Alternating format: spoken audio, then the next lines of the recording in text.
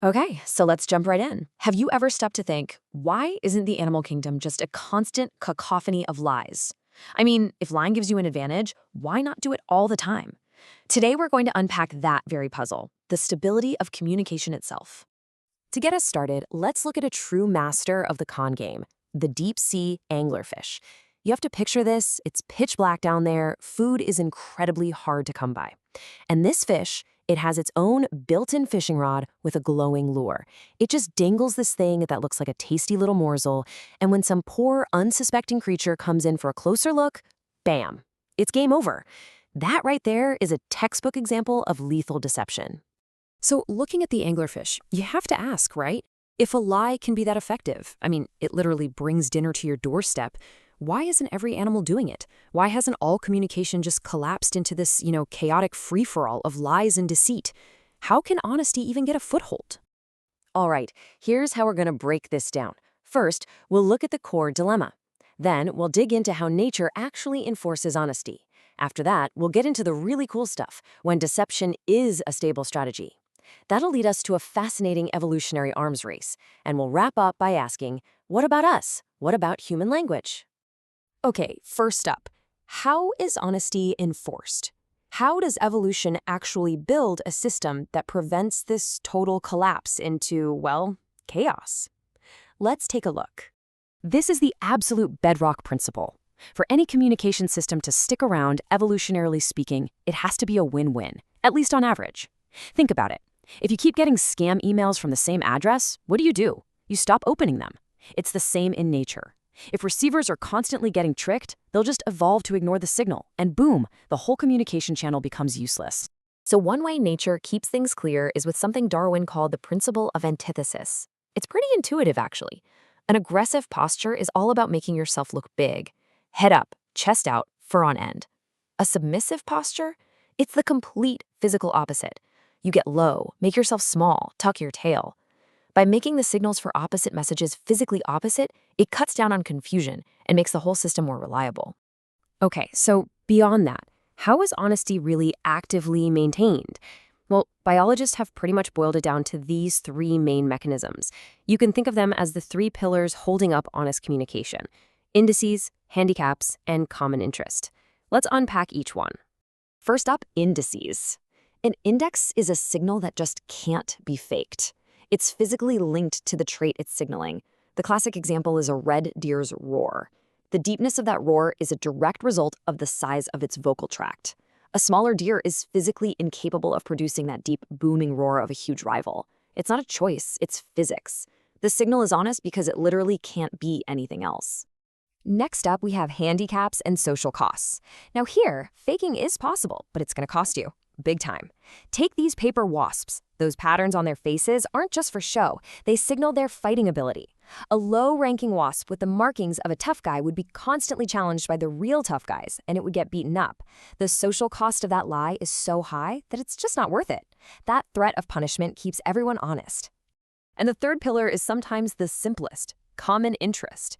Sometimes there's just no reason to lie because you're all on the same team. The honeybee's waggle dance is the perfect case study.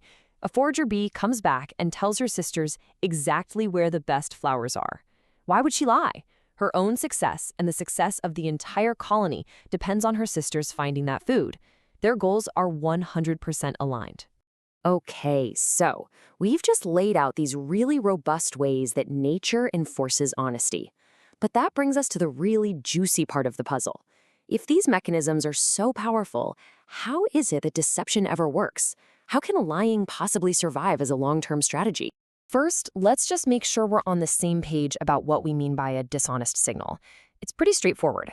It's manipulation. The sender tricks the receiver.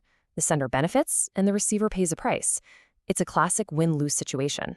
And here is the absolute key, the secret ingredient for successful long-term deception. It only works if it's rare. It has to be the exception, not the rule. Think back to that scam email idea. If every email you got was a scam, you'd stop using email. If lies become too common, the audience just learns to tune them out, and the cheater loses their advantage entirely. This quote just sums up the receiver's situation perfectly. Put yourself in the fins of that little deep-sea fish. Yeah, there's a tiny chance that glowing, wiggling thing is an anglerfish lure. But almost every other time, a glowing, wiggling thing is food. You can't afford to pass up all those potential meals just to avoid that one rare danger. On average, it pays to investigate. The sheer rarity of the lie is what allows the deception to persist.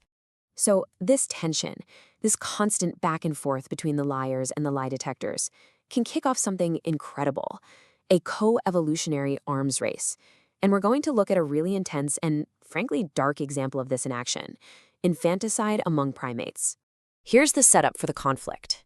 In some primate species, when a new male takes over a group, he has a brutal but effective strategy. He'll kill the infants that were sired by the old leader. Why? Because this brings the mothers back into heat much, much sooner, so he can start having his own offspring. It's a huge reproductive advantage for him, and as you can imagine, it puts enormous evolutionary pressure on the females to find a way to counter this. And how do the females fight back? Not with physical force. They can't win that way. They fight back with information. Or, more accurately, with misinformation. Their counter strategy is to confuse paternity. By mating with lots of different males, they make it impossible for any single male to be sure who the father is. And a male is going to think twice about killing an infant if there's even a small chance it's his own. Mating, even when they're already pregnant, is a particularly clever tactic to muddy the waters even further. And this isn't just a vague theory. We can actually model this with math. For the male, it's a cold, hard cost-benefit analysis. He's weighing the benefit of speeding up the next birth against the potential cost of killing his own genetic legacy. The female's entire deceptive strategy is aimed at manipulating that p-variable, the perceived probability that he's the father. If she can just inflate that number in his mind, she can tip the scales and save her baby's life. Okay, so after all this talk of wasps and deer and primates, what about us? Let's take these principles and apply them to the most complex communication system on the planet, our own language. A system that is, when you think about it, almost completely built on a foundation of trust. So let's recap the big ideas real quick. We've seen that honesty in nature isn't just a choice. It's enforced by real costs, physical limits, or shared goals. We've also seen that lying can be a stable strategy, but only if it stays rare enough that it doesn't break the system. And finally, this whole dynamic creates these incredible evolutionary arms races. And that brings me to my final point, and a question for you all to think about. A deer's roar is physically costly. A wasp's lie has a physical punishment. But our words? Our words are cheap. They cost us basically nothing to produce. So what stops us from lying all the time?